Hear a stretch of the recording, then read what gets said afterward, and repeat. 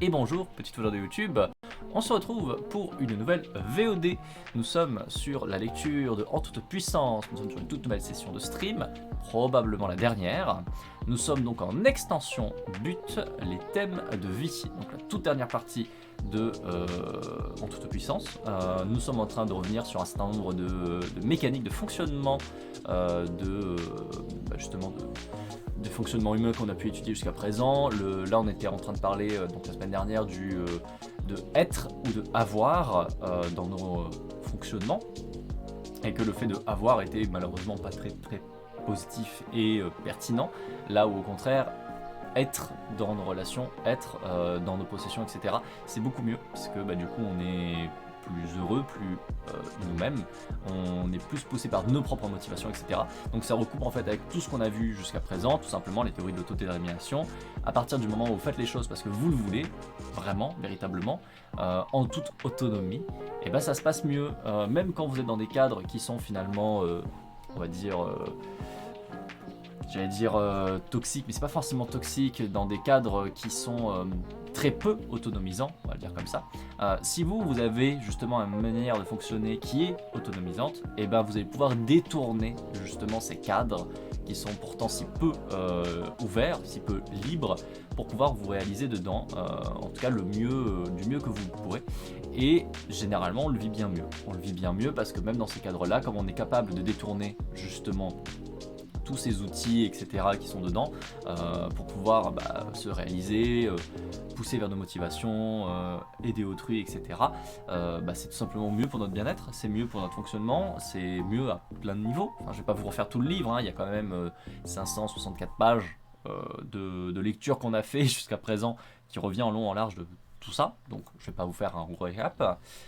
Mais du coup, on reste sur cette idée qui est de plus en plus visible tout au long de l'ouvrage, que les cadres justement aussi oppressifs que sont les différents cadres dans lesquels on évolue, cadres de la société, les cadres des entreprises, les cadres des groupes sociaux, etc. Tout ce qui en fait va nous casser au niveau de l'autonomie ne sont pas bons, et que malheureusement notre éducation notamment, notre système politique, etc., ne pousse pas vraiment à plus d'autonomie.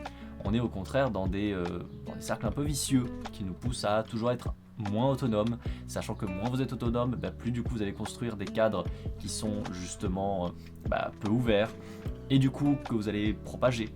Et c'est ainsi de suite, en fait, qu'on se retrouve avec une société qui est de plus en plus dans des cadres comme ça fermés, et qui posent drastiquement problème et permettent à émerger un certain nombre de fonctionnements, comme notamment les fonctionnements malheureusement qu'on va qualifier de fonctionnement de droite, fonctionnement de facho, parce que vous êtes dans des cadres où vous allez faire notamment de la hiérarchie, vous allez pouvoir vous permettre de par exemple faire la hiérarchie sur les humains, estimer que telle personne vaut plus, que telle personne vaut moins. Et puisque vous faites des hiérarchies, notamment sur les humains, vous pouvez estimer que quelqu'un qui vaut moins, finalement c'est pas si grave s'il lui arrive des trucs horribles. Finalement c'est pas si grave si on lui retire des droits. Finalement c'est pas si grave si on commence à leur faire des horreurs. Donc vraiment on voit que les différents systèmes dans lesquels on évolue malheureusement ont des impacts extrêmement violents et extrêmement forts sur les individus qui constituent. Parce qu'il ne faut jamais oublier que bien sûr on est dans des sociétés, on est dans des systèmes, mais nous sommes tous des individus au sein de ces systèmes, et ces systèmes existent par le fait d'avoir toutes ces interactions entre tous les individus. Donc généralement, enfin moi en tout cas c'est mon ressenti, je sais pas ce que vous en pensez dans le chat, mais c'est mieux si quand même sur le principe on essaye de se respecter un peu tous les uns les autres. Voilà, sur le principe je sais que ça a l'air incroyable et un peu extrémiste dit comme ça, mais c'est mieux si vraiment on essaye de prendre un peu soin les uns des autres, et qu'on essaye de pas se mettre des gros coups de pelle et de pas éradiquer un certain nombre de personnes sur des critères plus ou moins arbitraires, généralement très arbitraires. C'est mieux, voilà, être fasciste c'est pas bien, voilà, on peut résumer à ça. Bon, on va dire mon résumé sur le livre: être fasciste c'est nul, voilà, ne soyez pas fasciste. Je pense que voilà, c'est un bon résumé du livre. Du coup, je reprends la lecture. Ouais, saut radical, hein. Non, mais là, vraiment, je suis dans la radicalité la plus absolue. Je pense que Darmalsain, il va me demander à me dissoudre pour radicalité, là, ouais, carrément. Pas de coup de pelle, seulement sur les fachos, du coup. Seulement sur ceux qui ne veulent pas respecter les autres. Et les buter. Voilà. Et encore, si on peut éviter de mettre un coup de pelle et qu'on peut plutôt tout simplement casser ces modèles et ces constructions-là, c'est mieux, du coup. Mais effectivement, le seul moment où tu mets un pipel, c'est sur un facho. Se respecter, ça dégoûte hein, un peu. La prochaine étape, c'est quoi? C'est la solidarité. Oh, exactement. Quoi? Faire de la solidarité? Écouter les autres, les respecter? Mais non, mais quelle idée! Donc, extension, but, les thèmes de vie, d'où viennent les grandes aspirations intrinsèques qui rythment une vie. Donc, intrinsèques, je rappelle, ce sont les motivations qui vous sont personnelles, qui sont issues de vos envies à vous, qui vous appartiennent, et non pas, du coup, des choses qui sont issues de tout simplement motivations provenant des cadres dans lesquels on évolue et qui nous seront introjectés, qui nous seraient en fait tout simplement, alors c'est pas vraiment imposé, encore que ça peut, ce serait tout simplement des motivations qui viennent de l'extérieur, qui sont infusées par tout un tas de codes et qu'on finit par estimer neutres et qu'on va essayer de suivre et qu'on va essayer de remplir, mais en fait comme elles ne sont pas issues de nos envies, et ben malheureusement généralement ça nous rend pas très heureux et ça nous rend pas très complet de les réaliser. Donc là on revient sur l'idée de d'où viennent nos grandes inspirations intrinsèques qui rythment notre vie, donc d'où viennent nos propres inspirations, ce qui nous donne vraiment des buts à nous, de nous-mêmes, d'où est-ce que ça vient. On peut rapprocher ces buts de la SDT, donc la théorie de l'autodétermination, qui se donne la personne avec la notion de thème de vie de Mihaly. Oh là, il va falloir prononcer un pseudo difficile, un nom difficile. Mihaly Mihaly, peut-être. Bonjour. On est record. C'est trop bien comme musique en plus au moment où on dit qu'il faut cramer des fachos, c'est bien. Bonjour Alice. Bonjour, bonjour. Alice Serrage t'irait pas bien aider la forêt avec 45 spectateurs. J'ai réussi à prononcer comme il fallait le nom du monsieur, mais non. Mais en tout cas, bienvenue le raid. Merci énormément Alice. Du coup, je vais aller fermer un petit lurk parce que du coup, j'ai un lurk qui me regarde. Eh salut moi, tu passes à la télé? Coucou. Je me regarde moi-même dans l'onglet qui avant regardait du coup Alice. Du coup, je me vois qui fait coucou à moi-même. Bref, j'espère que vous allez bien, vous portez bien, bienvenue. Vous êtes en plein live lecture de sciences humaines et sociales. Et bonjour Greenpeace. Salut les antifa. Oui. Ok, ça me va. J'espère que vous allez bien. Tout cramé, toujours tout cramé. Bienvenue à Rosie. Du coup, bienvenue à Bici Ceci. J'espère que tu vas bien. Bien sûr, bonjour à Octoven et bonjour à Lilith. Et bonjour Barbara. J'espère que vous allez bien et que vous vous portez bien. Donc aujourd'hui, on est en pleine lecture de sciences humaines et sociales. Pour ceux qui ne me connaîtraient pas, donc moi c'est Résu. Bonjour, je suis Résu. On fait sur la chaîne plein de choses, grosso merdo dans l'idée, le lundi, le mercredi et le vendredi on fait du jeu vidéo. Le mardi on fait du puzzle react, donc du puzzle et on react sur des choses diverses et variées. En ce moment on regarde on écoute un podcast sur la transidentité. Et le jeudi, donc aujourd'hui, c'est un jour où on fait de la lecture de sciences humaines et sociales. Et donc actuellement nous sommes sur En toute puissance, un livre qui est écrit par Vicis Axo, qui est là dans le chat, qu'on voit. Voilà. Et on est en train du coup de parler du fait qu'être nazi c'est pas bien. Voilà. Concrètement, la lecture actuellement, elle est sur le fait que si vous êtes un connard d'extrême droite, c'est pas bien, ça ne marche pas, et en plus vous serez même pas heureux. C'est quand même con, c'est quand même très con. Donc non seulement vous êtes une personne d'une qualité extrêmement discutable, mais en plus votre vie sera nulle et triste. Donc ne soyez pas facho. Et on est en train d'être sur la fin du livre, la toute fin du livre, vraiment la fin. Et on est en train tout simplement de faire un peu un récap de tout ce qu'on a vu du coup au sein de cette lecture. Lecture qui date de 1 an et demi. Voilà, si vous êtes jamais allé sur ma chaîne, voilà, sachez que ça fait 1 an et demi que les jeudis on fait la lecture et on arrive seulement maintenant à la fin de l'ouvrage. Mais il était vachement bien. Et il est toujours vachement bien parce que techniquement il n'est pas encore fini. Donc du coup merci énormément pour le raid. Merci beaucoup. Posez-vous bien, mettez-vous confortablement. On va continuer à parler donc là un petit peu de la théorie de l'orientation, de l'autodétermination pardon, qui est un peu tout le sujet du livre. Hein. En gros l'idée c'est que si vous êtes autodéterminé, si vous faites les choses parce que vous le voulez, vous aurez déjà une vie qui est bien plus agréable et ça se passera mieux, et généralement vous êtes un individu d'une qualité non discutable. Généralement, hein, vous pouvez tout à fait être autodéterminé dans le fait d'être un connard, c'est possible aussi. C'est notamment les hauts scores SDO, donc des gens d'une qualité extrêmement discutable et qui se comportent du coup comme des connards et potentiellement peuvent se comporter comme des connards avec une motivation qui leur est propre. Bon, c'est relativement rare. En général, les gens qui se comportent comme ça, ce sont des gens qui ont des motivations qui sont introjectées, autrement dit des motivations qui viennent de l'extérieur, des motivations qui viennent de, par exemple, des codes sociaux. La société qui te dit que tu dois être un homme puissant, fort, riche et qui respecte pas les autres, par exemple, individualiste. Et donc du coup, en fait, cette motivation qui vous vient de ces codes sociaux vous font avoir tout un tas de comportements qui du coup vous laissent insatisfaits, qui vous mettent dans des situations et dans des cercles vicieux qui font que vous vous comportez encore plus comme des connards, puisque du coup de toute façon vous n'êtes pas satisfait. Donc du coup vous continuez à faire des trucs qui sont pas ouf, encore et encore, mais vous n'êtes jamais satisfait. Et du coup ça continue à vous mettre dans des situations très très nulles. J'imagine que les RWA c'est surtout des motivations extrinsèques. Et effectivement les RWA, donc pour ceux qui ne savent pas, les RWA en gros c'est l'autoritarisme de droite, c'est j'ai peur du reste, j'ai peur de ce que je ne comprends pas, donc comme j'ai peur il me faut de l'ordre, voilà. En gros c'est ça. Et donc si vous faites ça, vous pouvez avoir un petit problème, c'est que vous allez vous mettre à avoir un fonctionnement qui va mettre l'ordre envers et contre tout devant tout le reste, et attaquer tout ce qui est différent, tout ce qui fait peur, parce que vous ne le connaissez pas. Et donc du coup vous tombez sur des profils d'extrême droite, de droite et d'extrême droite. Mais c'est pas bien, encore une fois, ne soyez pas de droite et d'extrême droite, c'est nul. Les SDO, c'est l'orientation à la dominance sociale, ce sont des gens qui estiment qu'ils sont au-dessus. Ils valent mieux, point. Étonnamment, ce que montrent les études, notamment, c'est que la plupart des SDO, si on les prend, ce sont des hommes blancs privilégiés de nos sociétés patriarcales occidentales. Étonnant. Étonnant. Vous n'avez pas que eux qui sont SDO, hein, mais une grande majeure partie des SDO, c'est eux. Et vraiment, si vous avez ce cumul-là, généralement, vous êtes SDO. C'est triste. Surprise mais pas surprise, hein, comme on dit. Bonjour et merci beaucoup pour le follow. Toujours est-il que, du coup, c'est effectivement donc, des motivations extrinsèques qui vont généralement motiver ces fonctionnements-là. Donc, autrement dit, encore une fois, des motivations qui ne viennent pas de eux-mêmes, qui viennent de l'extérieur. Et donc, tout aussi l'intérêt du livre, à la base, j'ai failli mourir de l'alerte. Pourquoi? Elle était très forte, c'est ça? Désolé.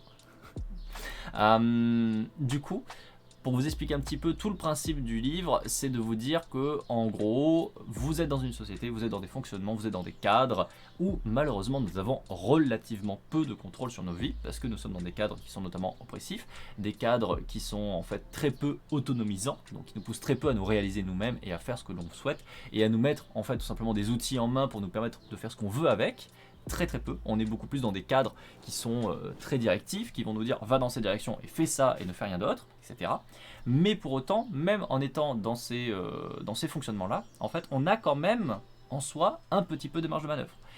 Le truc c'est que souvent on ne le voit pas. On ne le voit pas parce que justement nous sommes dans des systèmes, nous sommes dans des cadres qui nous empêchent de le voir. Parce que notamment, c'est ce que l'on avait vu dans le livre, si vous êtes avec une vision qui est justement non autonome, même dans le cas d'un cadre autonomisant, eh ben en fait vous ne le voyez pas. Vous allez traduire en fait ce que vous voyez du cadre autonomisant comme étant un cadre oppressif comme les autres. Parce que justement vous avez été en gros formaté à penser dans un logiciel où vous n'avez pas d'autonomie. Donc tout l'intérêt justement est de montrer que même en fait dans des cadres qui ne sont pas autonomisants, vous pouvez faire preuve d'autonomie. Vous pouvez détourner les objets, vous pouvez détourner les fonctionnements, vous pouvez détourner tout simplement on va dire les lois, les règles de ces cadres qui ne sont pas autonomisants pour créer de l'autonomie. Créer de l'autonomie pour vous, créer de l'autonomie pour autrui.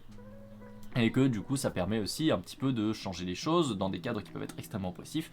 Et notamment on avait des exemples comme dans le cadre du travail, qui est par définition un cadre extrêmement peu autonomisant, hein, parce que le cadre du travail c'est quelque chose où on vous dit tu dois faire ça, et puis c'est tout, et tu obéis, etc. Même dans ces cadres-là où il peut y avoir des fonctionnements extrêmement délétères, extrêmement violents, en fait on peut recréer de l'autonomie petit à petit, en détournant certains objets, en détournant par exemple la pause pipi, un truc con.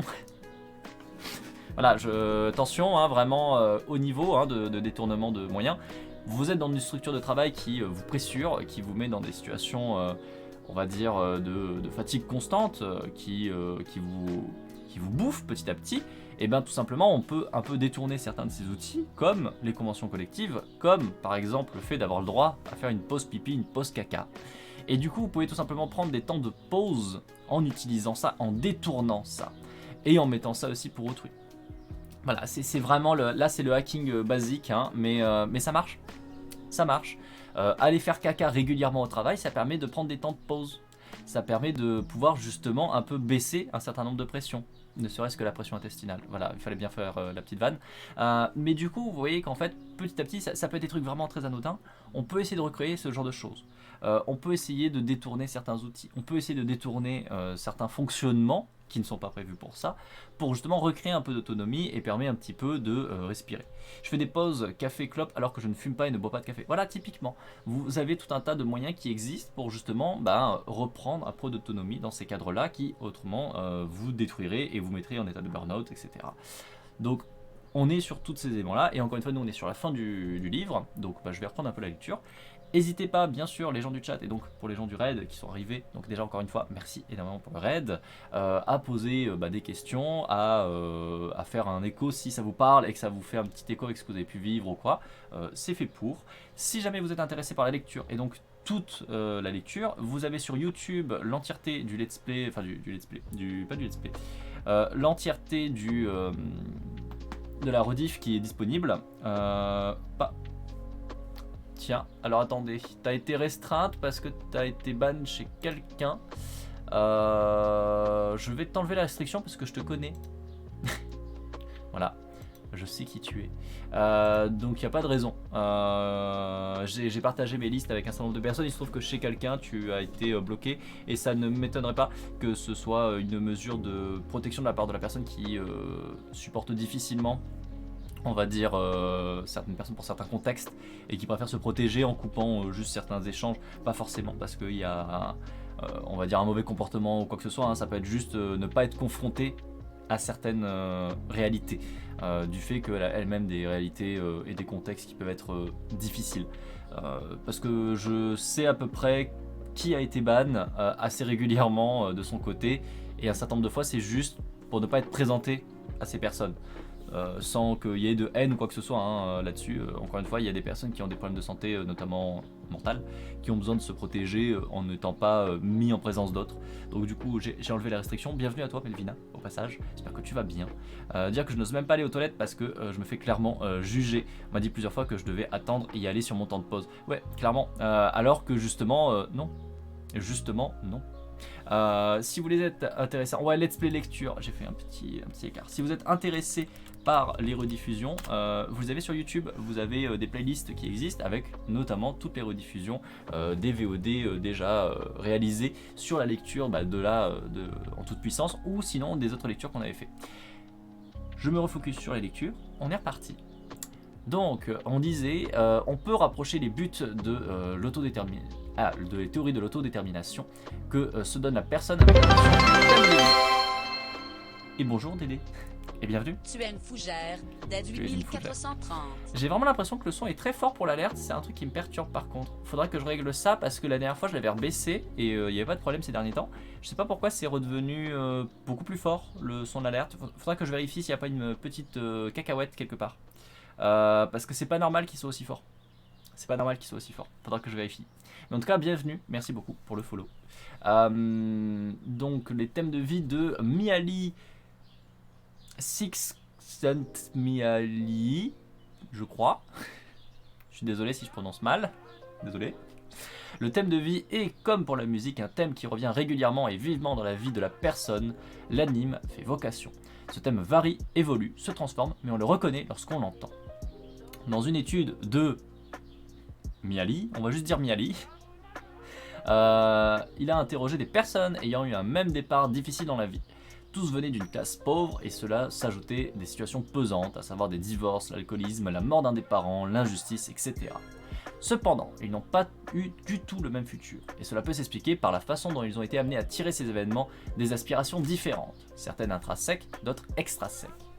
John, par exemple, a été gravement blessé à ses 8 ans. La conductrice, responsable de l'accident, a fait pression sur ses parents d'origine slovène pour ne pas impliquer les autorités. Ainsi, ils ont dû tout payer malgré leur grande pauvreté, et ils n'ont eu aucune compensation. Mes pauvres parents parlaient à peine l'anglais et n'avaient aucun moyen de faire face à l'intelligence de la femme médecin responsable de son accident. Ils ne savaient pas comment faire quoi que ce soit. Ils n'avaient aucune connaissance sur l'assurance, la notion de responsabilité, etc. Alors ils ont fini par se faire avoir, et payer alors qu'ils n'auraient pas dû payer du tout. Ils ont fini par payer une femme qui m'a presque tué. Quand j'ai vu toutes ces choses se produire, je ne savais pas quoi faire non plus. Mais je savais que quelque chose n'allait pas du tout dans la façon dont les choses s'étaient déroulées. Je me suis donc promis de connaître les lois sur les droits des victimes d'accidents, et ainsi de suite, dès que je pourrais. J'ai très tôt étendu cela à la connaissance et à la curiosité vis-à-vis du droit en ce qui concerne les groupes minoritaires. C'est le statut d'immigrant de mes parents qui les a désavantagés. Je savais donc qu'il était important que les membres de groupes minoritaires fassent connaître leurs droits par la loi.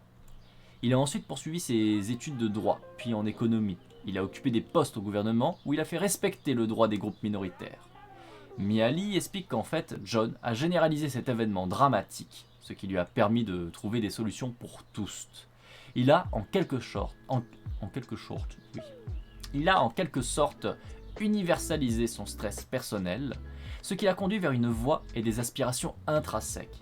Résoudre ses problèmes pour un maximum de personnes, et sa vie s'est structurée autour de ce but. Ici, l'aspiration profonde n'est pas une valeur ou une étiquette jetée en l'air parce que cela rend bien, tel que « je serai altruiste ». Il y a un profond choc concernant l'injustice, dont les ondes n'ont cessé de rebondir sur lui. Et il a pris ces ondes en considérant, en cherchant des solutions pour que jamais d'autres les subissent. C'est une sensibilité, une conscience terrible dans sa douleur de la pauvreté, ses conséquences, que la personne n'a jamais dénié, n'a jamais cessé de réfléchir, de méditer, d'enquêter, avec tous les moyens attrapés dans le présent, transformant progressivement une quête personnelle en une quête servant à tous, profondément intrinsèque. En cela, on pourrait qualifier le thème de démarche de compassion. Il y a reconnaissance de la souffrance et motivation à y remédier, et pour tous. Il a en quelques shorts permis à tous de s'habiller comme il faut pour l'été. Je vais te juger, Solaris. Je vais te juger. On pourrait se dire alors que le malheur est déterminant dans la voie intrinsèque, mais ce n'est pas forcément le cas. Mihaly, toujours dans la même étude, rapporte une histoire de vie assez similaire, mais qui n'a pas mené au même résultat. Harry a lui aussi vécu dans une forte pauvreté. Son père est mort à ses 8 ans. Sa mère ne cessait de dire « J'espère que vous trouverez un moyen d'avoir assez d'argent quand vous serez plus vieux, et de l'avoir en espèces. » Il a identifié le problème de leur situation comme un manque d'argent. Donc il a passé sa vie à épargner, pensant que c'était la solution. Il a quitté rapidement l'école. Pour travailler, il achetait des cigarettes qu'il revendait. À 25 ans, il était déjà propriétaire de 2 immeubles. À 40 ans, il en avait 5.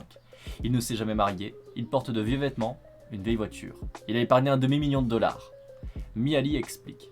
À bien des égards, Harry a réussi sa vie et il a certainement structuré sa vie selon un thème de vie cohérent. Ce qui différencie son thème de celui de John, c'est que le problème personnel reste personnel. Ça ne fait pas partie d'un problème plus vaste. Par conséquent, le mode de solution reste le même que celui pensé dans l'enfance. L'économie d'argent est la solution, même lorsque le problème n'est plus là.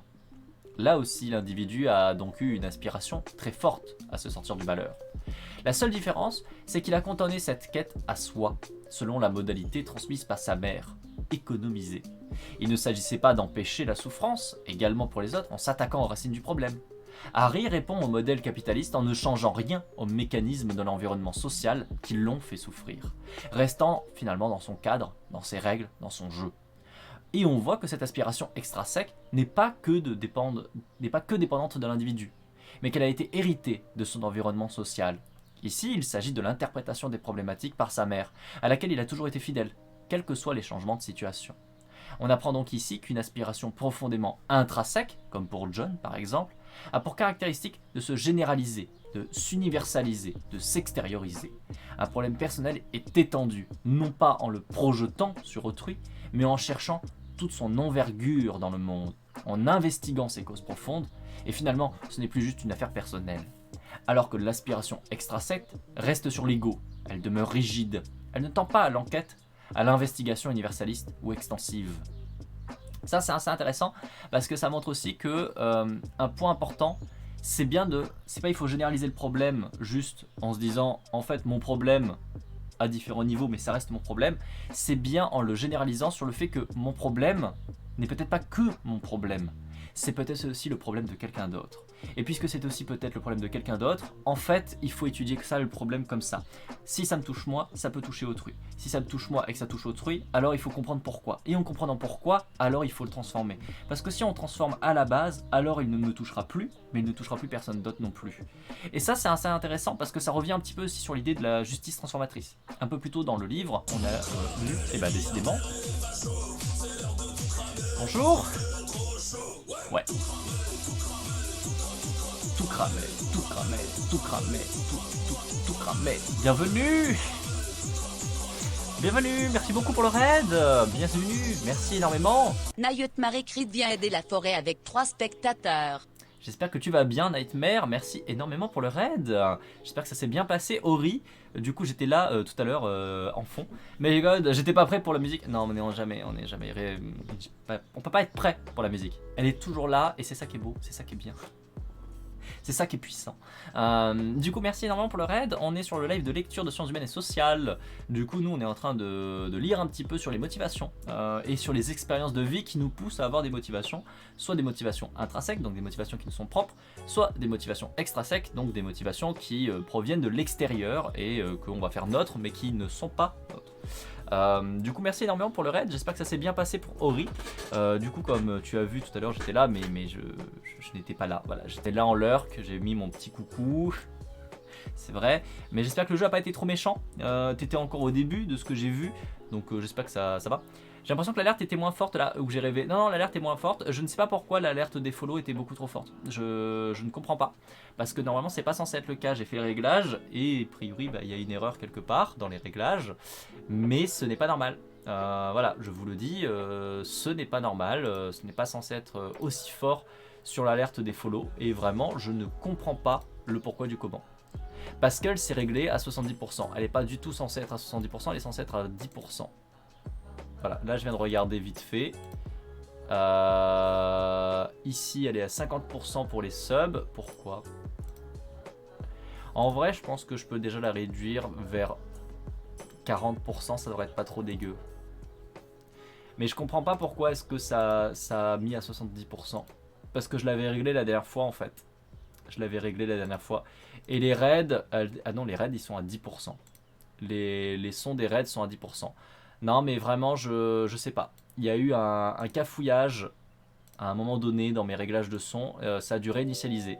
Je pense en fait que ça a dû réinitialiser pour une obscure raison. Qui vraiment je ne sais pas pourquoi. Je ne sais pas pourquoi. Mais du coup ça fait du caca. Ça fait du caca. Et c'est toujours très relou quand ça fait ça. Donc bon, écoutez, là je viens de refaire les réglages encore. On l'avait déjà fait la semaine dernière. On verra si ça replante ou pas. On verra si ça vous détruit les oreilles à nouveau. Je commence en moyen pour découvrir. J'espère que ça se passera bien. C'est un jeu qui était assez magnifique. Ça permet de prendre une petite pause. Oui, voilà, on va dire ça. Ça permet de prendre une petite pause. De toute façon, comme il y a le raid, j'en profite aussi pour regarder vite fait. Mais normalement, là, c'est pas censé vous péter les oreilles. En fait, je vais refaire un test. Hop. Il s'en fout. Il s'en fout. Tu as une fougère d'Ad 8430. Ce n'est pas normal. Voilà, je vous le dis, ce n'est pas normal que ce soit aussi fort. Parce que là, j'ai mis le son à 10%. Donc c'est pas censé arriver. Donc faudra que je regarde ça hors live. Possiblement, comme on est en live, les réglages ne sont pas pris en compte. C'est possible qu'il faudrait que je coupe le live et que du coup je relance pour voir. Bon après comme on est une petite chaîne, hein, on va pas se mentir, je suis une toute petite chaîne au fin fond de l'internet. Je pense que on n'aura pas grand monde qui va follow, hein, c'est assez rare. J'ai des petits morceaux de fil de mon t-shirt qui sont partis, très bien. Donc je ferai ça ce soir. Voilà, en attendant, je sais pour vos oreilles. Non, en vrai c'est qu'il y a 3 follow qui se battent en duel en général par jour. Donc on en a déjà eu 3 ou 4 aujourd'hui. Par le raid de Alice principalement. Donc je pense qu'on n'en aura pas d'autres aujourd'hui. Donc on va voir comme ça. On va voir comme ça. Je reprends la lecture du coup. Nous étions sur oui, sur l'idée que nous avons donc un élément intéressant à prendre en compte, c'est qu'il faut bien voir que pour entrer dans des processus, on va dire justement qui sont autonomisants, avec des motivations intrinsèques, en fait il ne faut pas rester centré sur soi. À partir du moment où vous restez centré sur soi, vous restez malheureusement trop souvent dans des fonctionnements qui vont être en fait introjectés. Et donc du coup ne pas se rendre compte que finalement votre motivation à vous propre, elle vous pousserait à telle ou telle chose. Et donc on le voit notamment là où en fait vous avez le même problème, la pauvreté, mais qui est traduit différemment. Pour une personne qui a des motivations qui lui sont propres, qui lui sont intrinsèques, en fait la personne va se rendre compte que son problème de pauvreté effectivement est un problème, mais que c'est un problème qui touche d'autres personnes. Et en fait ce qu'elle va essayer de faire, c'est de modifier le problème à la base pour faire en sorte que plus personne n'est pauvre. en tout cas, qui est moins de problèmes par rapport au fait de la pauvreté. Donc là, c'était notamment le fait de le relier avec le fait d'être immigré. La personne a essayé de s'occuper des droits des immigrés pauvres, pour essayer d'empêcher un certain nombre de dysfonctionnements et d'abus, etc. Pourtant, à la base, l'abus que la personne a subi, c'est un abus qu'elle a subi elle. Elle aurait pu rester sur un point de vue tout à fait égocentré, et ça aurait été moins efficace. Du coup, et elle n'aurait pas eu finalement de motivation personnelle. Une motivation intrinsèque. A contrario, on voit une deuxième personne qui a le même problème, la pauvreté, et qui reste sur seulement son problème qui l'a touché elle et uniquement elle. Elle a manqué d'argent, donc du coup elle rentre dans une motivation qui est extrinsèque de je dois économiser, et donc finalement elle fait le jeu de la société capitaliste qui nous dit il faut mettre de l'argent de côté, il faut réussir sa vie en possédant, en étant multipropriétaire, en étant ceci, cela. Donc la personne va mettre de l'argent de côté, va mettre de l'argent de côté, va mettre de l'argent de côté, mais finalement elle n'en est pas forcément si heureuse que ça, parce que finalement c'est pas sa motivation, et ça ne résout pas le problème à côté, que notamment elle va recréer de la pauvreté. On le voit aussi parce que justement la solution donc de Harry, cette personne qui est restée dans une motivation qui est donc extrinsèque, une motivation qui vient de l'extérieur, elle s'est mise à devenir multipropriétaire, et donc ça sous-entend aussi que par le fait même que sa manière de faire de l'argent c'est en exploitant d'autres gens pauvres, elle continue à rendre pérenne ce problème-là. Elle continue à créer ce cercle vicieux qui va mettre d'autres gens, finalement, dans des situations tout à fait équivalentes à ce qu'elle avait déjà eu. Ici, on est énorme et extra-sec. Intra-sec et tout ça, c'est pour ça, tu fais des blagues là-dessus. Très bien. Très bien. Très bien. Donc, tout ce que je disais, c'était que globalement, c'était intéressant de voir qu'on retombait sur un peu les mêmes mécaniques que dans le cas de la justice transformatrice. Il faut vraiment essayer de penser de manière plus large et de se dire bon, le problème me touche, ok, mais le problème ne me touche peut-être pas que moi. Et du coup, essayer de remonter et de transformer la situation. Parce qu'en transformant la situation, alors le problème ne me touche plus moi, ni d'autres, et on est mieux en fait, et on va vers du mieux. Alors que sinon, on ne fait que recréer un même cercle, un cercle vicieux qui continue à se nourrir lui-même et qui continue à être délétère. Je continue la lecture. Cependant, des mystères persistent. Qu'est-ce qui bloque ces développements ou le propulse chez l'un ou l'autre? Dans ses recherches sur le génie créatif, que ce soit en sciences, en art, etc., Mihaly remarque aussi la puissance de la présence d'un mentor dans ce développement des thèmes de vie et des œuvres. Ces très grands créatifs ont tous été marqués puissamment par d'autres œuvres, un ou plusieurs livres qui les ont puissamment aidés, ou des mentors qui créaient pour eux un environnement et des expériences optimales, satisfaisant tous les besoins fondamentaux. A noter que les femmes génies qu'il a interrogées ont dû au contraire souvent avancer à contre-courant. Étant donné le manque de soutien parfois cumulé de la famille, des mentors, des collègues de travail, du conjoint, il leur a fallu maintenir leur aspiration en composant avec des difficultés beaucoup plus intenses que les hommes. Eux sont souvent soutenus par d'autres hommes ainsi que par leur famille, contrairement à elles qui sont par exemple dissuadées de continuer leurs études, leurs projets. Le fameux patriarcat, on rappelle évidemment la double peine, non seulement tu vas en chier parce que le monde n'est pas conçu pour toi, le monde te dit clairement tu es une femme, c'est pas pour toi, va pas là, on s'en fout, mais en plus même va faire pression, va essayer de te dissuader et va essayer de te faire tout simplement invisibiliser, va essayer de te faire disparaître en mode non, voilà, non seulement c'est pas prévu pour toi, donc tu n'as pas de facilité par rapport à autrui, mais en plus on va te mettre des bâtons dans les roues. Donc vraiment c'est génial, comme d'hab, on adore. Elles ont dû continuer à avancer dans leur parcours scientifique, artistique, seules dans des environnements qui sapaient leurs besoins de proximité sociale, pas de soutien, moquerie liée au sexisme évident, leurs besoins de compétences, leurs travaux pouvaient être moqués, provoquant de l'indifférence, pouvaient ne pas être reconnus comme un vrai travail, là encore pour des raisons de sexisme, leurs besoins d'autonomie. Elles étaient à la merci de la carrière du conjoint, devant renoncer à des opportunités, devant mettre en pause leur carrière parce que la profession du conjoint était prioritaire, parce qu'elles n'avaient pas d'autre possibilité que de devoir s'occuper des enfants, etc. Mihaly explique que ces difficultés sont aussi les mêmes pour toute personne discriminée de par sa couleur de peau, ses origines ethniques, sociales. Le parcours est rendu difficile par une absence de soutien social, un découragement à avancer, ou par différents discrédits qui sont injustement jetés sur les personnes, quand bien même les personnes seraient extrêmement douées. Le champ les discrimine et les empêche d'avancer. Là, on peut repenser notamment du coup au profil de SDO. Et bonjour, c'est Egoïste au passage, j'espère que tu vas bien et que tu te portes bien. On peut repenser donc au profil SDO, donc je rappelle, ce sont les profils à l'orientation à dominance sociale. Ce sont des personnes qui sont éminemment convaincues qu'elles méritent qu'elles méritent plus que les autres, qu'elles sont au-dessus des autres, et que c'est normal, en fait, que ça doit être comme ça. Et on repense aussi au fait qu'on avait une corrélation forte avec le fait d'être, notamment, au profit des SDO, et de cumuler un certain nombre d'éléments, comme être blanc, être privilégié, être un homme, et être européen. Concrètement.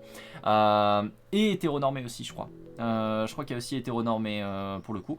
Donc en gros, on se rend compte que concrètement, quand vous êtes issu d'une bonne famille, que vous êtes un mec, que vous êtes riche, et que vous êtes dans un pays européen, et que vous rentrez dans le cadre hétéronormatif, et bien tout simplement, tout est fait pour vous.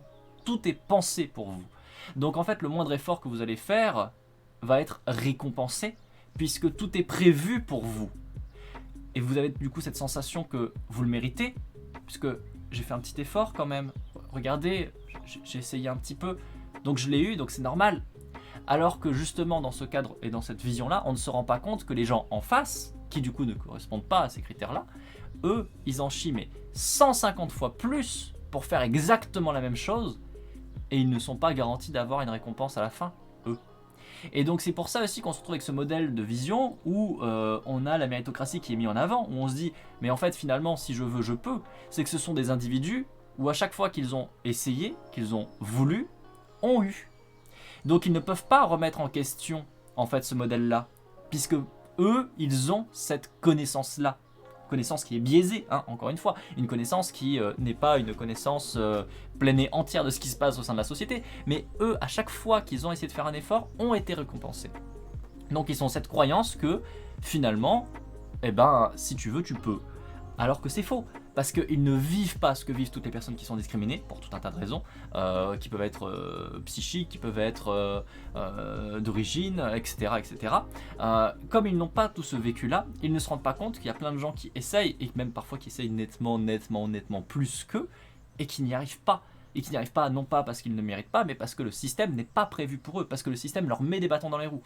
Là, typiquement, c'est ce qu'on a comme écho. Parce que vous êtes une femme, eh ben malheureusement, la société va vous dire non, t'as pas le droit d'être une artiste. Non, tu n'as pas le droit d'être une scientifique. Non, ce que tu fais n'est pas bien. Et en plus de ça, on te dit, ce que tu dois faire, c'est t'occuper des enfants là-bas. Va t'occuper de la cuisine. C'est ton travail. C'est à ça que tu sers. Tu n'as pas le droit de faire autre chose. Et donc, on se rend pas compte quand on est justement SDO, et donc on est avec un certain cumul d'éléments. Tout ça, on ne le voit pas, puisqu'on ne le vit pas. À aucun moment on est rappelé à nous dire mais en fait attends mec tu dois aller à la cuisine, attends mec en fait tu dois occuper des enfants, c'est ça ton travail, tu n'as pas le droit d'aller faire tel truc artistique, tu n'as pas le droit d'aller faire telle science, non tu te tais et tu vas à la cuisine. Ça jamais ça leur arrive, donc comme ça ne leur arrive pas, ils ne peuvent pas le voir, ils ne peuvent pas le comprendre, ou en tout cas très difficilement. Et on rappelle encore une fois que quand vous avez un haut score SDO, comme vous avez ce cumul justement d'éléments on va dire à votre avantage, même si quelqu'un vient à côté et vous le dit, vous le montre, vous ne le verrez pas. Vous ne pourrez pas ou très difficilement le voir parce que vous ne le vivez pas. Et comme vous ne le vivez pas, et c'est pour ça aussi l'importance d'écouter la parole des concernés, c'est que si vous le vivez, vous voyez un certain nombre de choses que de fait vous ne pouvez pas voir si vous ne le vivez pas. Et là c'est le cas typiquement des SDO qui cumulent tellement malheureusement d'avantages pour eux en général qu'ils sont incapables de voir une quantité phénoménale de choses. Ils ne le peuvent pas, même si on vient devant eux et qu'on leur montre devant, ils ne pourront pas le comprendre parce qu'ils ne le vivent pas, ils ne l'ont jamais vécu et ils ne le vivront probablement jamais.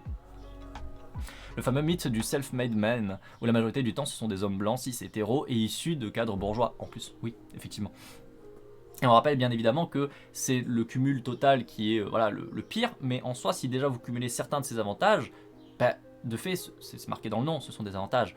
Contrairement à des gens qui ont des désavantages, vous porterez forcément plus loin. On avait fait une métaphore qui était assez pertinente. Vous imaginez deux personnes qui font exactement les mêmes efforts. Quand vous êtes un homme blanc, cis, hétéro, grosso merdo, vous commencez à 5 mètres de la ligne d'arrivée. Quand vous êtes une femme, admettons handi, racisée et lesbienne, vous commencez en étant à 2 km de la ligne d'arrivée. On vous fait partir au même temps et on vous dit le premier arrivé à la ligne d'arrivée a gagné. Vous vous rendez bien compte qu'il va y avoir une petite différence. Voilà, Enfin, à un moment donné, si vous doutez bien qu'il y en a un qui est à 5 mètres et un qui est à 2 km 5, il y en a un des deux qui va arriver plus vite. S'ils partent en même temps, il y en a un des deux qui va arriver plus vite. En tout cas, plus facilement. À minima. Et évidemment, on rajoute pas, mais sur la course des 2,5 km, donc de la personne qui est racisée, qui est une meuf, etc., vous avez des pièges mortels tous les 3 mètres, avec des pics qui sortent du sol, des gens qui viennent vous mettre des taquets, etc., etc. Alors que le mec qui a que 5 mètres, on lui propose d'avoir un petit brancard pour l'amener sur les 5 mètres sans qu'il ait besoin de mettre les pieds au sol. Ouais, on peut rajouter un petit peu de trucs dans la métaphore, mais en gros, on est là-dessus. En gros, on est là-dessus. Je reprends. Parfois, les aspirations intrinsèques accomplies n'ont rien d'un chemin facile, et c'est peut-être une des raisons pour lesquelles les personnes peuvent les abandonner pour des environnements sociaux, par exemple celles liées aux discriminations. Et non, attendez, j'ai raté quelque chose. Non, j'ai raté une ligne. Parfois, les aspirations intrinsèques accomplies n'ont rien d'un chemin facile, et c'est peut-être une des raisons pour lesquelles la personne peut les abandonner pour des aspirations plus normales. Parce qu'il peut y avoir des sapages provenant des environnements sociaux, par exemple celles liées aux discriminations, et des pressions à cesser de vrai. La personne peut être épuisée, et si en plus personne ne porte attention ou n'est un peu soutenante dans ses œuvres, elle peut elle-même ne plus y croire. C'est quand bien même ce serait objectivement, et quand bien même ce serait objectivement très beau. En résumé, une aspiration peut naître aussi d'un problème perçu dans l'environnement de la personne, et parfois vient l'interprétation que des proches ont transmise ou favorisée, intrinsèque comme extrinsèque. Cette interprétation qui évolue avec le temps peut être rigide, comme l'exemple de Harry, faire des économies, qui a été un dogme dirigeant toute sa vie, comme se complexifiant positivement, par la maîtrise d'une discipline qui apporte une nouvelle façon de comprendre, d'analyser, d'agir, comme le but de John, qui s'est beaucoup transformé au fur et à mesure de ses apprentissages, de ses expériences. La réalisation de ces aspirations peut être soutenue par l'environnement, soit directement par des mentors, des proches de la discipline, soit indirectement par la rencontre d'œuvres marquantes émotionnellement ou d'expériences signifiantes. Parfois, la personne s'accroche dans son aspiration intrinsèque, malgré un environnement social qui la sape, la décourage pour des raisons injustes, injustifiées, liées aux préjugés, aux stéréotypes, aux attentes de rôle, etc. Mais on peut s'attendre à ce que beaucoup de personnes laissent tomber face à ces pressions injustes, ou en viennent à ne plus croire à leurs talents, en leurs aspirations. Ce n'est pas de la faiblesse ou de leur faute. Le problème est à situer dans l'environnement social qui fait l'erreur d'agir à travers le filtre de ces stéréotypes. Et cette erreur lui est aussi préjudiciable parce que la discipline perd là potentiellement des génies qui auraient pu apporter des œuvres majeures, innerver le champ d'une créativité, d'un talent renouvelé, qui aurait pu faire évoluer positivement tout l'environnement social, ne serait-ce qu'en ouvrant ses perspectives via la diversité des profils humains. Là, on retombe encore une fois dans la même chose qu'on a déjà vu encore et encore. Le simple fait d'être dans des cadres qui sont justement aussi fermés, aussi peu ouverts, aussi peu autonomisants, qui sont donc perclus de tout un tas, tout simplement de discrimination, etc., ça porte préjudice à l'environnement lui-même.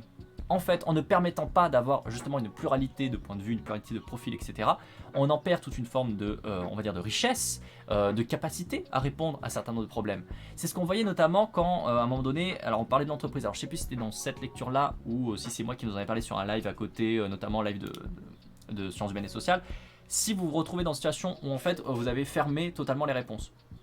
Vous n'avez qu'une seule et bonne et unique manière de faire, et puis c'est tout.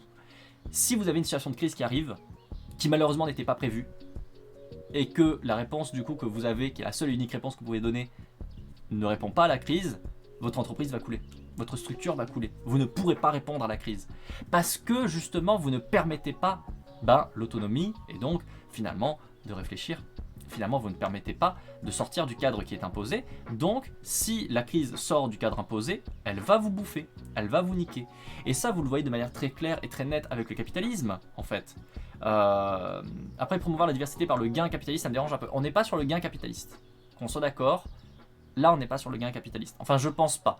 Je sais pas si V6 est toujours là avec nous dans le fond, mais pour moi, quand on parle de richesse, là notamment, on n'est pas dans l'idée de la richesse capitaliste. Pour moi, c'est pas le propos.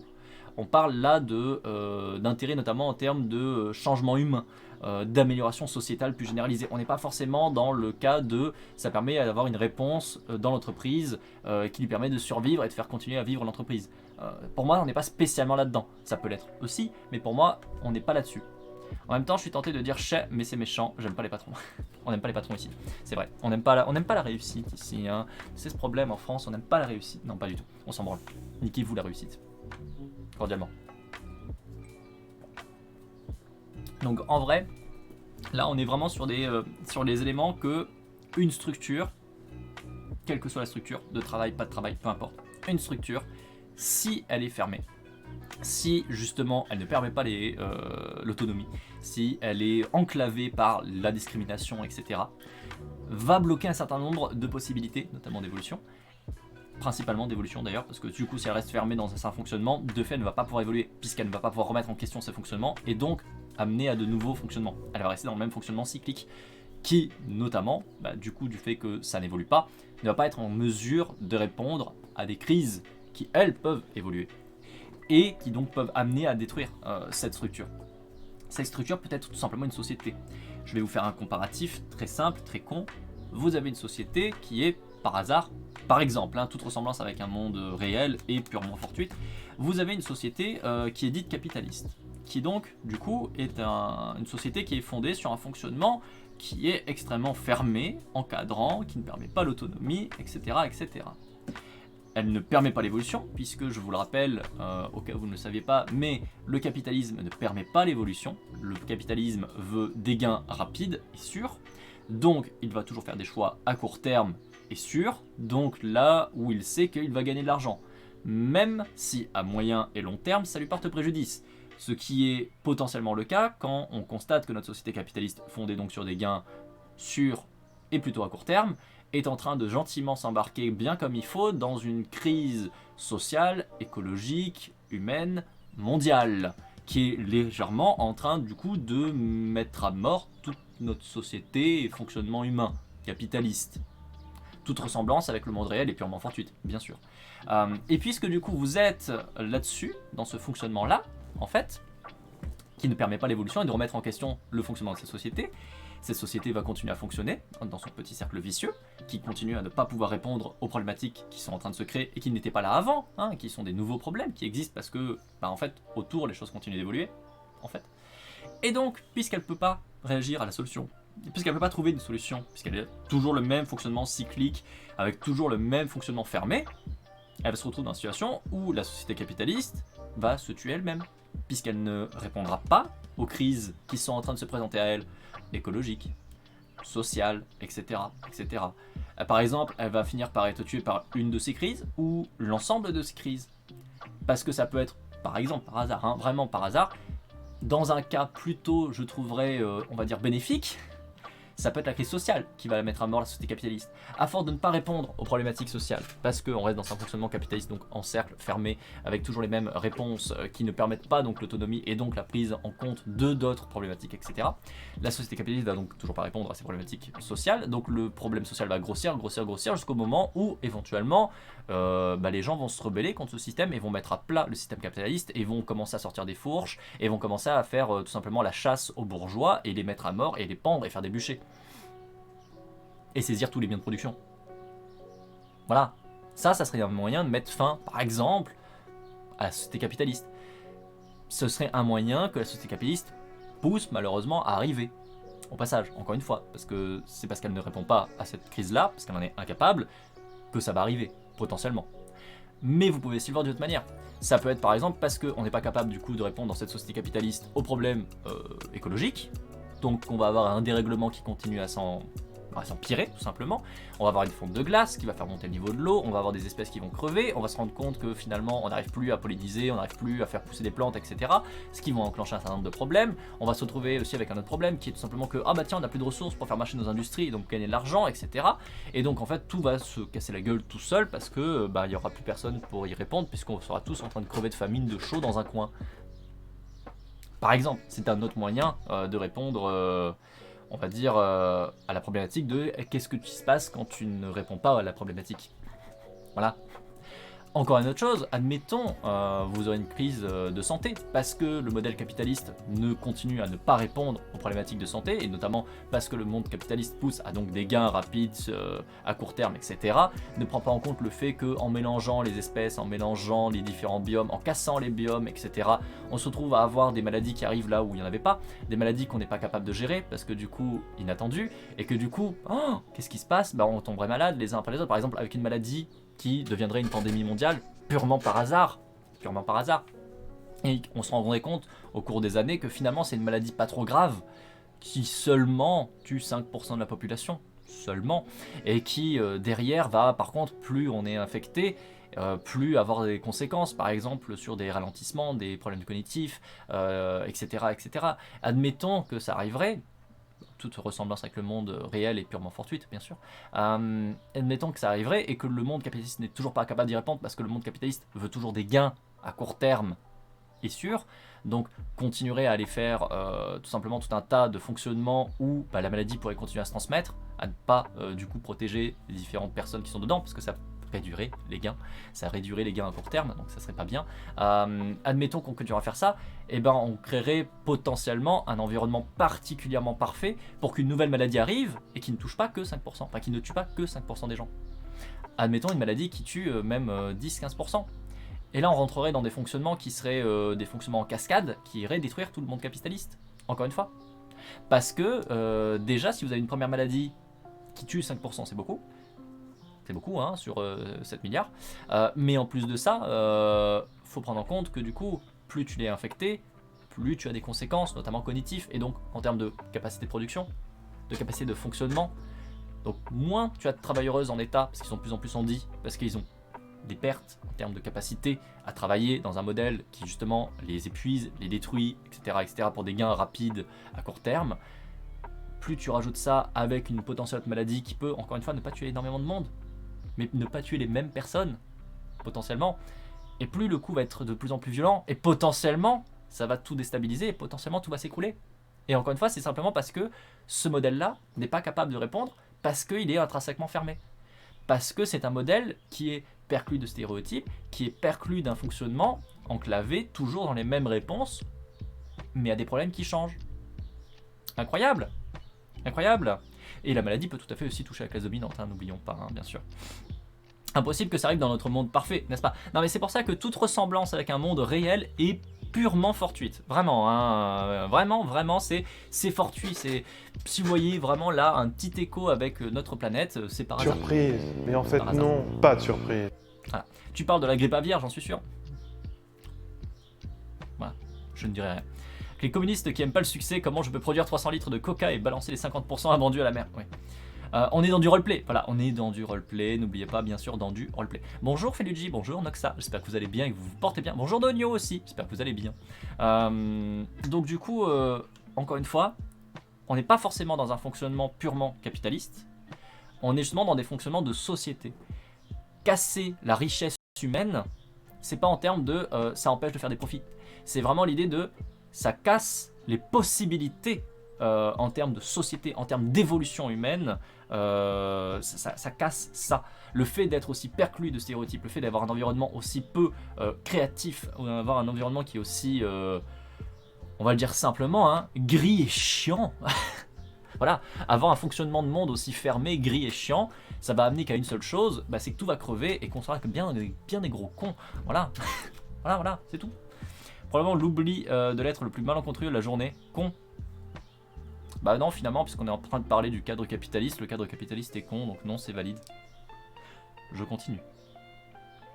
Comme l'environnement peut-il être alors soutenant de ces thèmes de vie qui font naître de puissantes vocations intrinsèques qui rayonnent sur le monde? Mihaly dit que les autotéliques ont souvent eu des familles complexes, qui en fait suivent des règles implicites qui facilitent l'émergence du flow, et satisfont donc les 3 besoins fondamentaux chez l'enfant.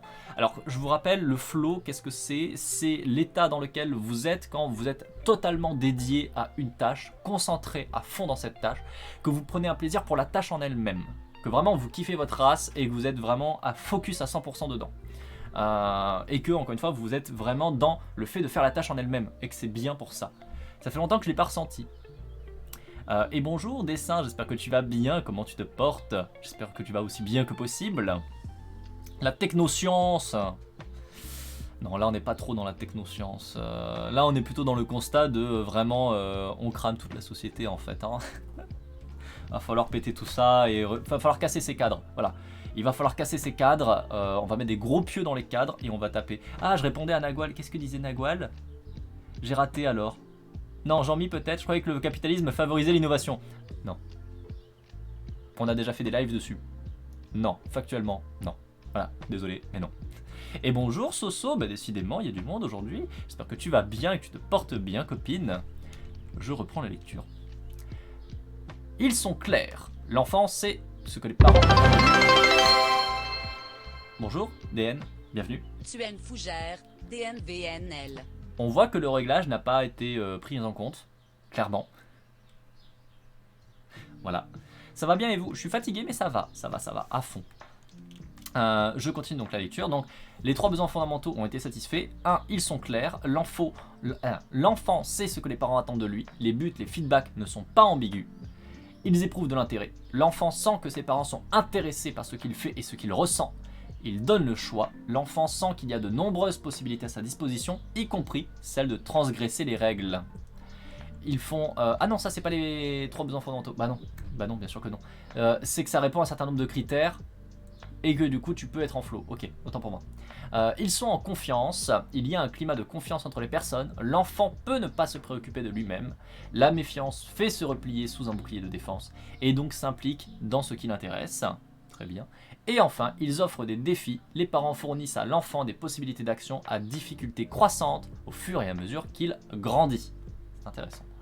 En tout cas, bonjour et bienvenue pour les follow, merci beaucoup. Et bonjour à tous, j'arrive, de quoi ça parle? Bonjour à toi Suzy. On est en train de parler de qu'est-ce qui fait que les gens vont développer des buts intrinsèques. Qu'est-ce qui fait que les gens dans la vie vont avoir des motivations qui leur sont propres et non pas des motivations qui viennent de l'extérieur.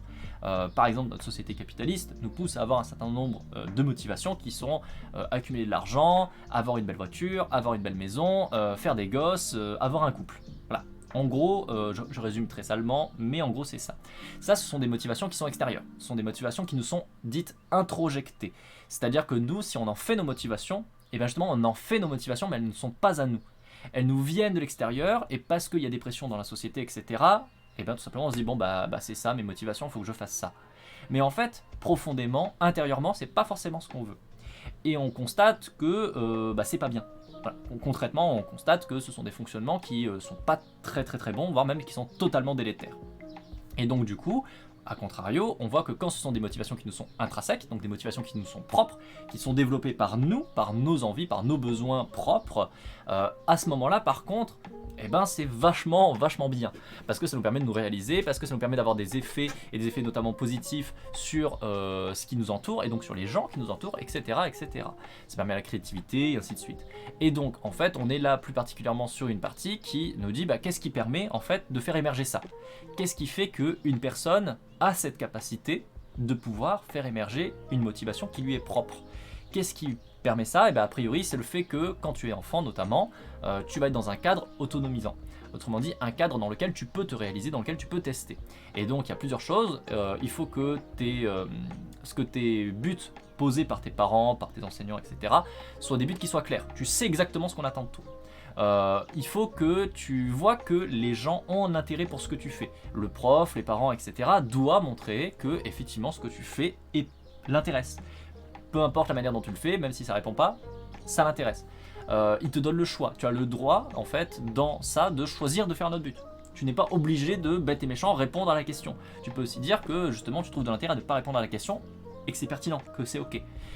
Ils te font confiance. Tu vois qu'il y a un climat où tu peux réaliser, tu peux tester, et que même si tu vas faire des erreurs, tu ne seras pas jugé. Au contraire. Et enfin, il faut que ça offre un certain défi. Il faut que justement on te montre que globalement, ce que tu vas essayer de faire, c'est pas forcément si simple, et que plus tu vas réussir à maîtriser, plus on augmente peu à peu la difficulté, mais de manière proportionnée. Il faut que ce soit un défi, il faut pas que ça soit une difficulté. C'est un peu l'idée. Après, un cadre automatisant, c'est pas quand nos parents nous disent t'es si intelligent, tu peux te débrouiller seul. Non, effectivement, là ça ne marche pas parce qu'en fait, c'est pas un cadre autonomisant. Ça, t'es si intelligent, tu peux te débrouiller seul, c'est je t'abandonne, démerde-toi, j'ai pas d'intérêt. Je m'en fous. Donc ça ne marche pas. Je continue à reprendre. A noter que le thème de vie n'est pas versé dans la tête de l'enfant. Il n'y a pas de directivité concernant la vocation ou même une quête d'ordre moral. Dans toutes les études des génies de Mihaly, on voit juste que la curiosité de l'enfant est nourrie. Jamais il ne rapporte qu'un parent ou un proche lui préparait une carrière définie, lui promettait un destin exceptionnel. Les proches étaient juste là, suffisamment mais pas trop envahissants, pour que l'enfant se sente suffisamment en sécurité pour explorer le monde et libérer pleinement sa curiosité. Ces données ne veulent pas dire non plus que l'environnement social familial est exempt de difficultés, de conditions difficiles, de problèmes, d'adversités. Parfois, comme on l'a vu, il y a vraiment de très grands problèmes. Parfois, il y a des conditions favorables. Mihaly, dans ses notes, dans ses études, la créativité, que l'émergence de ces génies dépend également d'une grande part des environnements sociaux distaux. Il y a des contextes politiques et économiques qui peuvent totalement bloquer l'émergence d'artistes ou de chercheurs. Un régime autoritariste, une grande phase de pauvreté généralisée, etc. Parfois, les domaines et les disciplines ne sont pas vraiment ouvertes à certains types de personnes selon des préjugés. Genre vous êtes une femme. Et du coup, on ne vous pousse pas à aller faire, par exemple, de l'art ou de la science. Typiquement. Parfois, les domaines et les disciplines ne sont pas vraiment ouvertes à certains types de personnes selon des préjugés, qu'importe leur talent objectif. Parfois également, ces domaines, qui jugent le travail des créateurs, sont dans une période d'extrême conformisme, et il faut alors attendre parfois des décennies avant qu'un critique du domaine ne remarque l'originalité d'une œuvre et la signale à toute la discipline, pour l'œuvre de Van Gogh par exemple. Mais parfois, la discipline, grâce à la fois à des facteurs distaux et proximaux, est composée d'experts qui savent reconnaître le talent et ont la possibilité de le faire connaître. Il cite par exemple Einstein, dont les recherches et les résultats ont été reconnus de son vivant par une petite poignée d'experts ouverts à la nouveauté. Sans eux, et leur expertise couplée à une curiosité ouverte, peut-être que tout aurait été différent et que les recherches d'Einstein n'auraient pas eu cet écho. Que le thème de vie se développe, que les aspirations intrinsèques galopent, puissent évoluer et avoir un impact massif sur le monde, dépend énormément de facteurs. La personnalité, le travail d'un génie n'est qu'un facteur parmi d'autres, parmi beaucoup d'autres, qui ne sont pas du tout dépendants de sa volonté, mais au contraire dépendants de facteurs distaux. Mihaly insiste beaucoup dans ses études sur le rôle du mentor, qui soutient le génie en développement, qui reconnaît les graines de créativité, offre de grandes opportunités. Le rôle de l'expert dans un domaine est à ce titre fondamental. Il doit porter attention et reconnaître l'œuvre, permettre à la discipline d'intégrer des nouveautés, des changements, voire des révolutions. Cela permet au passage de faire réaliser les aspirations intrinsèques du créateur qui sont intégrées à l'œuvre et d'apporter quelque chose au monde de signifiant qui peut résoudre des problèmes qui concernent beaucoup de monde. Donc là, on revient encore une fois sur la même idée qui est développée depuis le début du livre. Nous avons tout un tas de cadres dans lesquels nous évoluons. Ces cadres vont avoir des impacts phénoménaux sur nos vies. Ce n'est pas parce que tu veux que tu peux. Hein. Encore une fois, on revient sur ça. Ce n'est pas parce que tu veux que tu peux. Beaucoup de choses vont dépendre, malheureusement, des contextes dans lesquels on évolue. Que ce soit le contexte de la famille, le contexte de l'école, le contexte de l'entreprise, le contexte de la société, etc., etc., etc.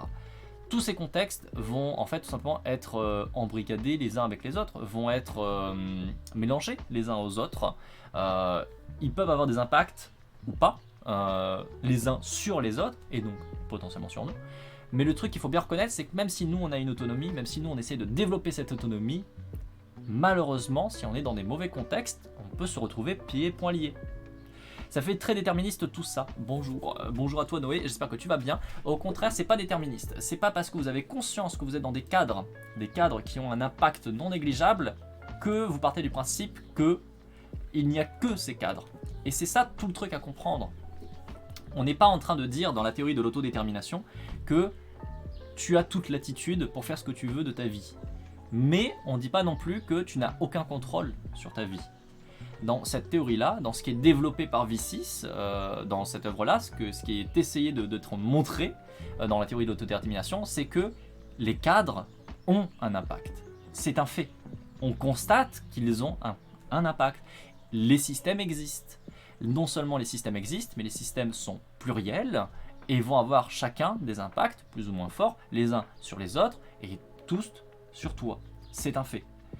Mais à contrario, tu restes toi également un individu qui a des capacités, un individu qui a des motivations, un individu qui peut essayer de se réaliser et qui va avoir un impact sur la direction va prendre ta vie. Mais à contrario, ni l'un ni l'autre n'est la seule chose qui existe. Les deux coexistent. Tu as un impact comme les cadres ont un impact. En gros, être conscient du jeu et de ses limites et injustices permet de se bouger pour tenter de le changer, de le subvertir, etc. Ça ne garantit pas de réussir, mais ça garantit qu'au moins tu le vois et que tu n'y es pas totalement à sa merci. Parce que si tu n'es pas du tout conscient en fait de ça, si vraiment tu es à 10 000 lieues d'avoir conscience qu'il y a en soi tous ces systèmes-là, qui ont tous ces impacts-là, qui ont toutes ces influences, tu es totalement à sa merci. Et à ce moment-là, c'est pas que le monde est déterministe, c'est que tu te laisses déterminer. Ce qui n'est pas la même chose. On est à sa merci parce qu'on ne voit pas les leviers sur lesquels on peut tenter des actions. Exactement, exactement. Merci V6. Je me disais bien que j'avais déjà lu ce texte. Alors effectivement, pour les gens qui ne savent pas, donc je répète encore une fois, V6, que vous voyez dans le chat, c'est la madame qui a écrit le livre. Voilà, c'est elle. Merci, encore. Et donc du coup, bah, là on est sur En toute puissance. Donc un manuel pour l'autodétermination, et c'est notamment sur ça que vous avez beaucoup d'écrits sur le blog Hacking Social. Je vous rappelle que vous pouvez faire !HS dans le chat et ça vous donnera accès au blog Hacking Social d'un côté. Hop, je vais le faire tout de suite. Donc d'un côté vous avez le blog Hacking Social qui est plutôt écrit par V6, et de l'autre côté vous avez également la chaîne YouTube Horizon Gull qui est plutôt entre les mains de Sheikah, et qui va faire de la vulgarisation sur différentes thématiques, en ce moment notamment sur les autoritarismes, mais les deux participent aux deux, hein, pour le coup. Et donc bah, là on est sur le livre de V6, et donc du coup prenez bien en compte qu'on n'est pas dans un cadre où tout est déterminé, mais on est dans un cadre où il y a des choses qui sont déterminantes, et que si vous n'avez pas conscience de ce cadre avec des choses déterminantes, alors vous serez déterminé par ce cadre, parce que vous n'aurez pas conscience que vous pouvez agir. Mais on n'est pas non plus, qu'on soit d'accord, hein, on n'est pas non plus dans tout ce qui est le développement personnel, qui est, comment dire ça proprement et gentiment, pas trop vulgairement. Le monde capitaliste a une grande capacité à pourrir et corrompre ce qu'il y a à côté de lui. Surtout ce qui pourrait le mettre en danger. Donc le monde capitaliste, quand il voit des avancées en sciences humaines et sociales qui montrent que ah tiens on pourrait faire des trucs bien, comme par exemple comprendre comment est-ce qu'on fonctionne nos sociétés pour potentiellement aller vers du mieux, il aime pas ça. Bon, il n'a pas de volonté propre, hein, on est d'accord. Mais maintenant, si on le dit vulgairement et pas trop gentiment, alors si on le dit vulgairement et pas trop gentiment, le développement personnel c'est de la merde qui a été bouffée et rechiée par tout un tas de chiens qui rebouffent et qui rechient leur propre caca en constant, en cercle, les uns les autres. Voilà, ça c'est pas gentil et c'est plutôt vulgaire. Imaginez des chiens qui sont cul à cul les uns avec les autres, voilà, et qui chient chacun dans la gorge de l'autre, et qui font que ça en cercle. J'ai l'image, pas merci. Voilà, YouTube aussi maintenant tu as cette image. Je sais pas si je suis fier de ce genre de choses. Mais je pense que ça c'est une bonne définition de qu'est-ce que c'est que le développement personnel. Il y a cette espèce de manière de se nourrir les uns des autres dans le monde du développement personnel qui est absolument dégueulasse. Et vraiment, c'est pas bien. C'est pas bien. Ça me rappelle les chaînes de télé. Canine centipède. Ah là là. Ah là là. Et vraiment le monde du développement personnel c'est vraiment détourner tout ça pour en faire un truc qui n'a aucun intérêt, qui est vidé de tout son sens, qui est vidé de toute la puissance potentielle que ça pourrait nous permettre un petit peu de développer au sein de nos sociétés. Vraiment c'est vider tout ça et en garder rien en fait, juste une coquille vide et qui se nourrit elle-même. C'est vraiment c'est incroyable, c'est incroyable et c'est vraiment pas bien. Et donc du coup là, tout justement, le principe de la SDT, c'est de vous montrer, ok, effectivement, on est dans des cadres qui sont durs, mais comme le dit V6, et comme V6 l'a dit là dans le chat juste avant, non seulement si on a conscience des leviers, on peut être déterminant pour nous, mais on peut être déterminant aussi pour les autres. On peut créer des cadres dans lesquels les autres vont justement pouvoir s'autodéterminer. On peut créer des cadres et fournir des outils pour que autrui aussi accède à cette autodétermination et peu à peu, morceau par morceau, essayer de changer les choses. Encore une fois, tout à l'heure, moi je vous parlais notamment d'entreprise, parce que dans l'entreprise, vous avez donc des cadres qui sont extrêmement oppressifs, extrêmement fermés, qui peuvent être extrêmement délétères. Sauf que si vous avez ne serait-ce qu'une personne qui commence à faire du hacking social au sein de cette structure, le hacking social, je répète pour ceux qui ne connaissent pas trop, en gros c'est utiliser des moyens qui existent factuellement dans les structures, pour les détourner, pour leur faire faire tout simplement autre chose que leur but premier, dans une vocation sociale, dans une vocation par exemple d'entraide, d'autonomie, de prise en compte de l'humain, etc., etc. Donc dans une entreprise, c'est tout simplement utiliser tout ce qui est déjà présent au sein de l'entreprise pour permettre de redonner un peu de sens à ce qu'on fait, pour permettre à des personnes de soulager un peu leur souffrance au sein du travail, etc., etc. Donc on détourne ce qui existe pour ça. Quand vous allez avoir donc quelqu'un qui est capable justement dans une structure de travail qui est extrêmement délétère de commencer à faire du hacking social, elle va donc créer par exemple des environnements où d'autres personnes vont pouvoir commencer à rentrer dans la même on va dire optique, commencer à faire également peu à peu du hacking social, et peu à peu répandre ça, et donc arriver à la fin sur un fonctionnement qui est beaucoup plus humain et beaucoup plus sain pour le plus grand nombre. Et ça, c'est quelque chose qu'il faut vraiment avoir conscience. C'est pas parce qu'on est dans des circulations, dans des cercles, dans des cadres qui sont oppressifs, violents, horribles à plus d'un niveau, qu'on n'a aucun moyen. Il y a des leviers qui existent. Ils sont petits, ils sont pas nombreux, ils sont difficiles d'accès, c'est vrai, mais ils existent. Et non seulement ils existent, mais surtout plus on s'y met notamment nombreux dessus, plus ils sont faciles à modifier, à justement utiliser. Et ça, c'est vraiment quelque chose qu'il faut garder en tête. On a du pouvoir collectivement, on a du pouvoir en termes de groupes sociaux, parce que nous ne sommes pas juste des individus côte à côte, qui chacun évolue finalement assez indépendamment, individuellement, côte à côte, mais pas reliés. Au contraire, nous sommes des sociétés, nous sommes des groupes sociaux qui sont tous intrinsèquement liés. Ce que fait quelqu'un a des impacts sur quelqu'un d'autre, quasiment constamment.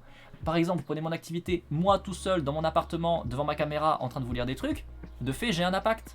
J'ai un impact sur vous. C'est peut-être très limité, c'est peut-être pas grand-chose, mais imaginez qu'une seule personne d'entre vous, qui vit dans des cadres de travail qui sont extrêmement oppressifs, dans des cadres familiaux extrêmement oppressifs, peu importe.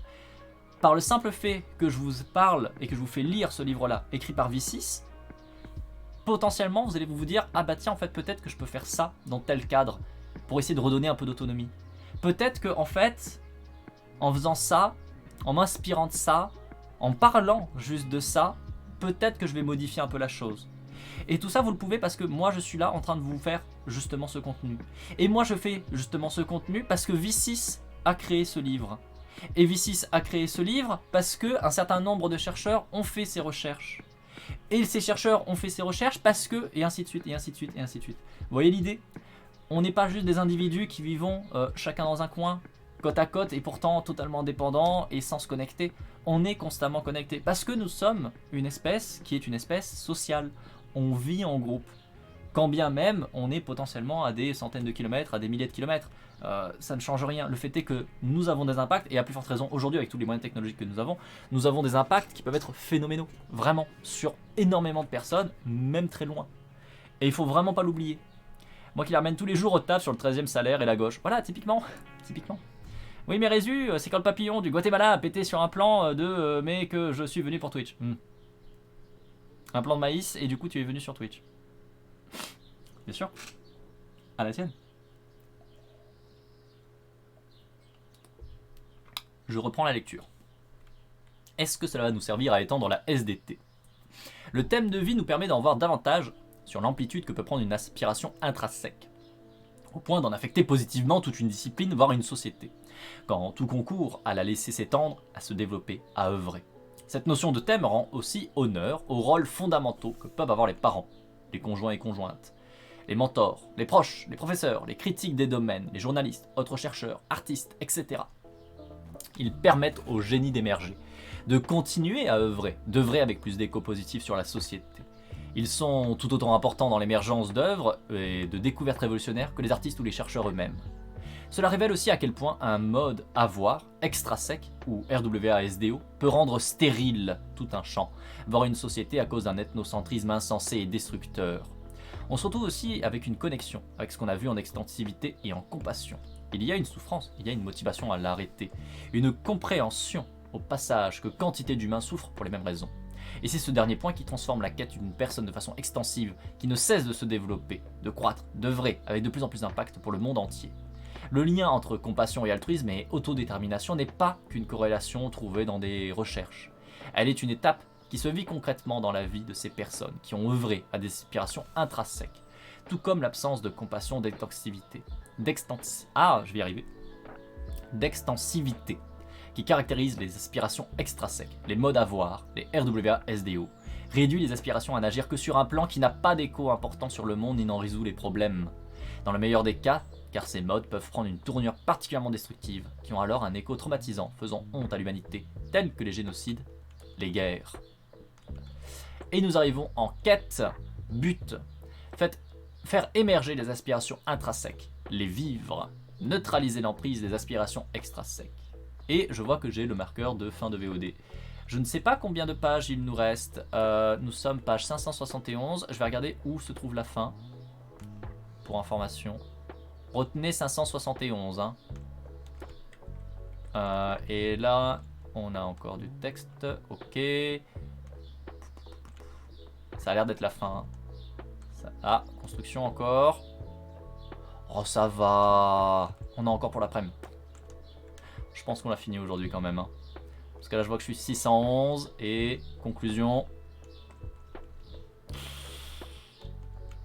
Ah, ouais. Et après, on s'arrête au remerciement. Donc, 616. Et on était 571. Oh, quoique, sur un malentendu, en vrai. Sur un malentendu, il y aura peut-être encore la semaine prochaine. Hein. Peut-être encore la semaine prochaine. Du coup, je vais m'arrêter là. Pour cette VOD, puisqu'on a un marqueur de VOD qui nous dit stop. Ça suffit. Ça fait déjà plus d'1 heure. Donc, du coup, petite fouleur de YouTube. Des bisous. À très bientôt pour la suite. Ciao, ciao, ciao.